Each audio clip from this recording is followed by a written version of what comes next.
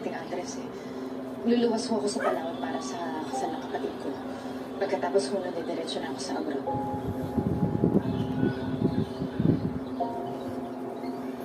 Pinagsususpetsyahan niyo pa rin po ba ako?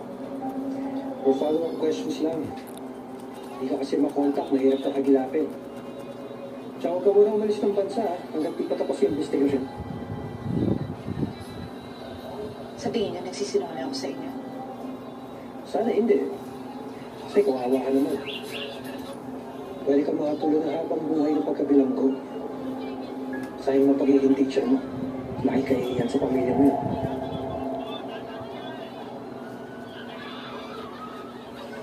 Huwag ko kayo mag-alala kasi hindi man mangyayari yun. Wala akong kinalaman doon sa bata. Lahat naman yun ng mga tanong ninyo sinasagot ko, di ba? Kung pinagbibintangan niyo pa rin ako, magsabi lang po kayo para makakuha ko ng abogado ko. Sige.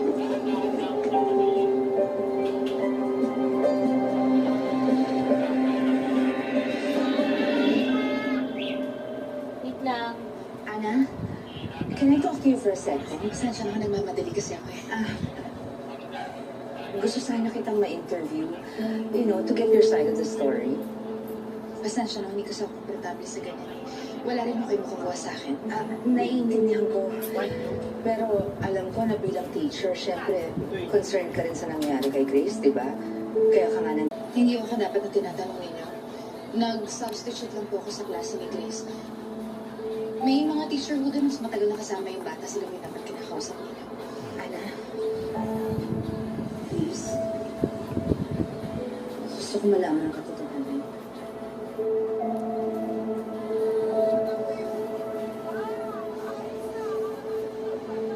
Kilala ko kayo.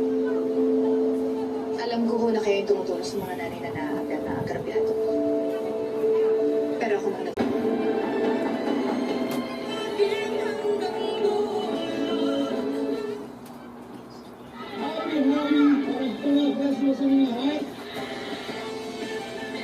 Yan na, gabi na. Bukas na.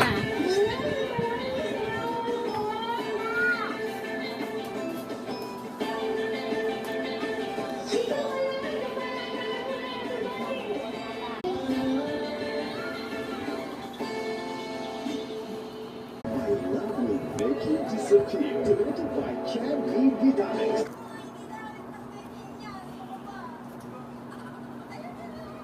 Bukas na. Yan na naman tayo.